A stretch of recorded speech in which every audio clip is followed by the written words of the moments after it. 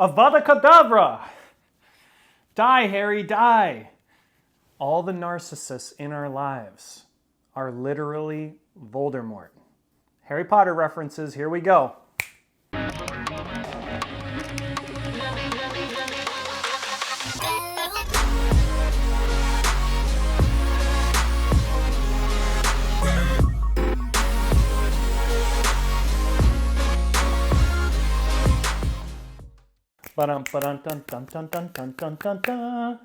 We messed that one up. I hope you guys are all having a great day. And today we're going to be doing a little bit of Harry Potter analogies. And I love the Harry Potter series. Oh my God. I grew up reading the books, so much Harry Potter knowledge in my brain. I'm definitely a Harry Potter nerd. I hope all of you guys are. And if you haven't seen it, you got to see it. Watch it. But yeah, Harry Potter is you. Harry Potter is me. The narcissist in your life was Voldemort. And so, oh my God, don't say his name. Voldemort. So with what I kind of thought about yesterday, I was thinking about this video, and I don't know why it just popped in my head, and then I started making a bunch of analogies with the Harry Potter series, the books and the movies, and how we're like the empath versus the narcissist dynamic in that movie.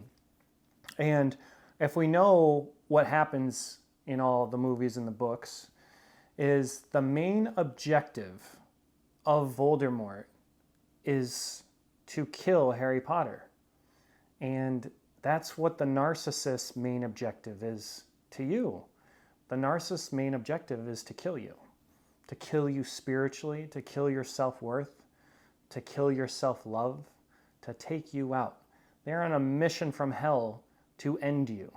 That's what their mission is. They have to be almighty, all power, all control, highest person up on the pedestal. And if we watch the movies, every single movie, Voldemort has to be the one in control, has to be the one in the highest power, is on a mission to kill Harry at all costs, right? And so the way I look at this too is, I think it's in the 6th and 7th movie, we find that Harry has to die in order for Voldemort to die. They both have to die. And so the narcissist looks at empaths as we're an extension of them, right? And if we know, like relating to the movie, you have to die in order to become authentically yourself. And you have to kill the narcissist. So, and I don't mean it in a actual literal context, but like the old self, your old self, has to die and you have to become reborn into your new, most authentic self. And what ends up happening at the end of the Harry Potter movies is Harry dies and Voldemort dies. And because Voldemort finally dies, Harry's old self dies, his old identity dies of the boy who lived, and now Voldemort, the extension of him, is gone, and he gets to live a happy life and have a family and everything else, right? So, in order for you to complete your healing journey, you have to kill your old self, all the old values, all the pity, all the guilt, all the shame, everything that made up who you were with the narcissist, that person has to die. And you have to continue on the healing journey, and you have to kill the narcissist. And so the way I look at this is kind of how I explained in the last video. I said I was a heroin addict 10 years ago, and it took me a year to heal to the point where I could have a bottle of pills on my bureau for like a following year, and I was never tempted once to take one. And they're right there in my eyesight. So the way I look at it is, if the narcissist came back into your life right now, or was showing that they changed and was doing all these things and doing all the right things, and was in front of you all the time, would you be strong enough to be, nope, nope, nope, nope, nope, block, block, block, block, block, block, block, if they kept coming back into your life, if they, started giving you everything, oh, they changed. They're doing all the right things. They lost their ego. They lost their pride. And they came back. If they were in front of you all the time, would you be able to have no emotional reaction to them whatsoever, to where it did not faze you, where it did not bother you, where you're like, yep, okay. No. That's where you need to be. That's when you have completed your healing journey with the narcissistic abuse. When you get to a point where you know that they can come back into your life and you will not falter, that you will be in your strength and that they can't faze you, that you're indifferent. That's when you have truly healed, when you've moved on and when you're ready to find that new soulmate in your life. You know, if we look at like the Harry Potter movies, what happens, you know, every single movie, Voldemort has to take a hit at Harry, has to try and kill him every single time. It's nonstop. It doesn't ever end until the end when Voldemort dies, right? It's never going to end until you get to that point of indifference, because the narcissist does not know no. The narcissist does not know boundaries. So they're going to keep on trying. And eventually it will come to that point where you've healed enough and where the narcissist no longer phases you, where you're indifferent. There's nothing they can say to push your buttons. There's nothing they can do to get back in your energy. Your mind is completely made up. You can give no emotional reaction to them coming into your life. That's where you have fully healed. And yes, it takes time, as I talked about in the other video. You're looking at 3 months on a minimum of starting to feel the effects of your dopamine receptors starting to rewire. But 14 months is the average length for dopamine to be reset in your brain. So you've got a year, a little more than a year, to fully heal. And you can do this by just sticking to your own energy, doing all the self-love, giving everything to yourself, being in your own energy, isolating yourself, and just trying to continuously not feed into the narcissist energy, not feed into the telepathic attacks, to not allow the astral projection or the dream hoovers to affect you, to not go on binges of ruminating about the narcissist. If you're at month 8, 9, 10, whatever, and then you get a dream hoover, they pop up in your dream, do you stay in that energy? Do you let it ruminate and now you're thinking about the narcissist for 3, 4, 5 days? Well, when you're doing that, you're getting dopamine. So you're pushing off your progress. So it's important when you have these moments, they're just moments, that you don't stay in the moment. You don't allow it to take over your own self-energy. And with meditation, they teach, you know, you're never going to be able to block thoughts. But when thoughts come in, you can see them and then they continue on. We don't grab onto them and hold on to it, because then what happens is we bring in more of that type of thought. It's how you create more negativity in your life. So when you have these moments, you have a dream hoover or an astral projection, or you hear a song and it reminds you of the narcissist, that moment when the thought comes in, you let it go. You don't think about it and continuously think about it and then let it stay in your brain all day and then carry into the next day. You know, those are the things that are going to push you back on your healing journey. So it's important in those moments that you ground yourself using grounding techniques, which I have in other videos. Bring yourself back to your own energy. Do affirmations. Do gratitude to bring yourself to yourself. And then that will allow you to continue pushing past in that healing journey when you do have those down moments. And it's just a moment. But we choose if we're going to let that moment stick. The whole goal is that moment is what it is, a moment, not an hour, not a day, not a week, not a month. That moment comes and goes. This too shall pass. So just know that wherever you are on your healing journey, you know, They were the Voldemort in your life, and they're going to continuously, even if they're not physically in your life, send you energy, send you sexual energy, astral project, dream hoovers, send you music, all that type of stuff, send you gifts.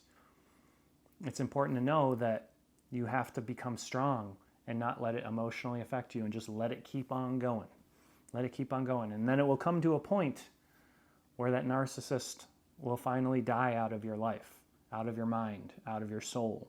The connection will be fully broken in the physical plane and on the spiritual plane. Energetic tie cut off. When that happens, that's when the true indifference starts.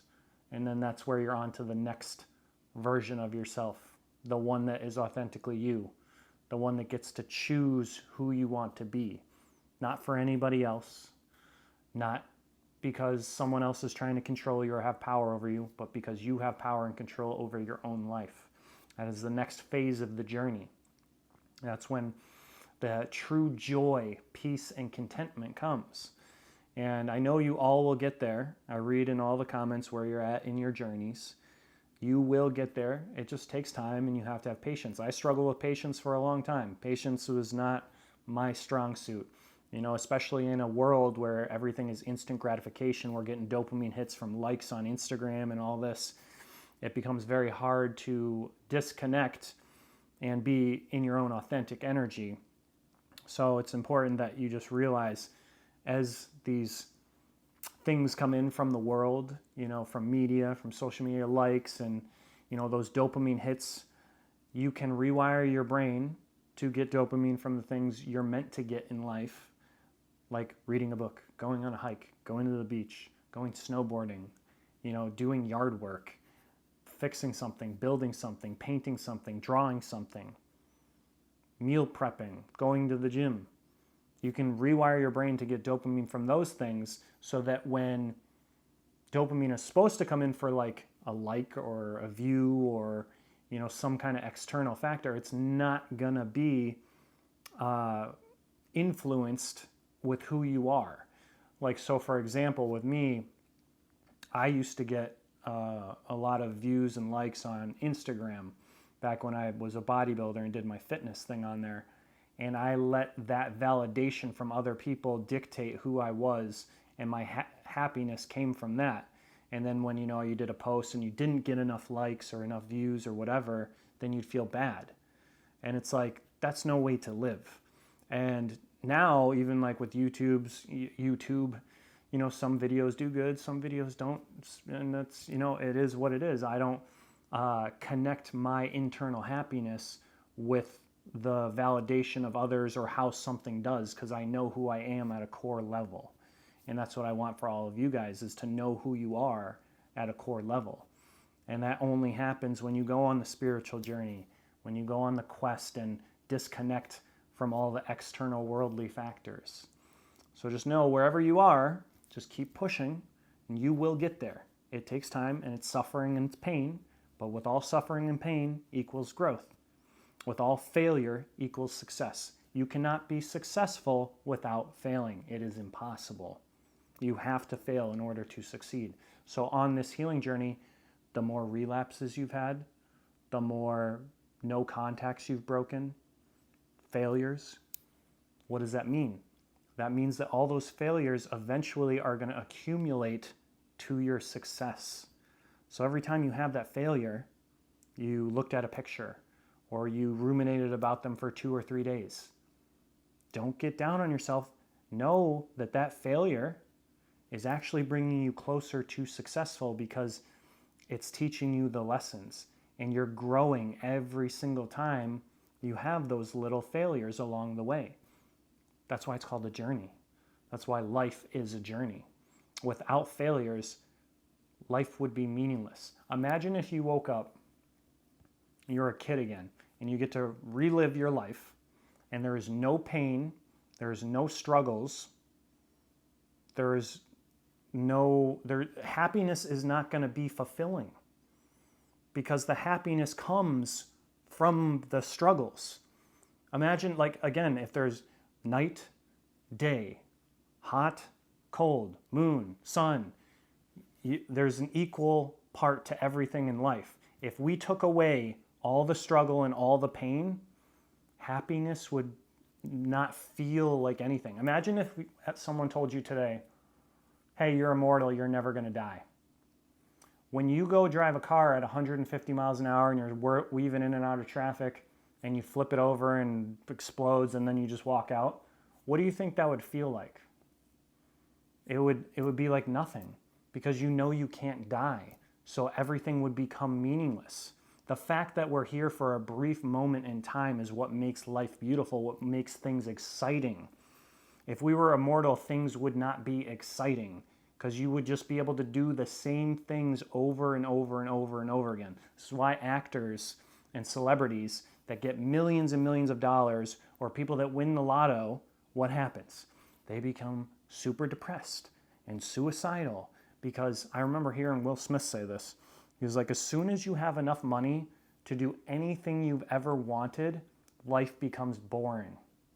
Think about it. If you had all the money in the world right now, and now you can do anything, there is no limit.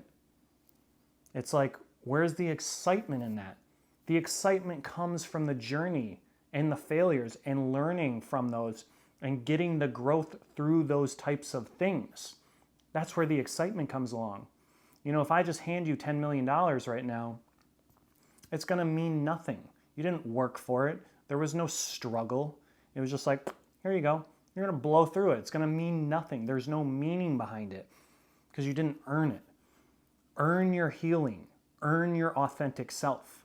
That's why it feels so good when you become authentically yourself and you are that version that is not attached to the narcissist, because you did all the work, right? If you woke up tomorrow and you were a bodybuilder, six-pack, I almost said 500, 50 more pounds of muscle, and you could still eat Burger King every day or whatever the hell you wanted, it would mean nothing. You would get no joy, no feeling of completion from it, because you didn't work for it.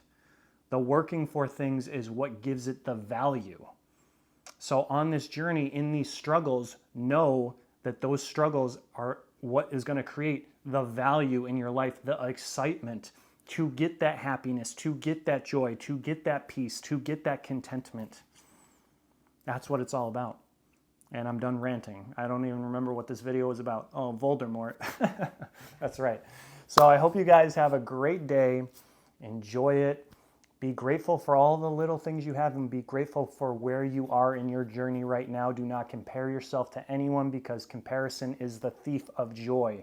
Your journey is your own and no one else's, whether it takes you 5 days to heal, 5 months to heal, 5 years to heal. God forbid 5 years. I hope not. But it's your journey.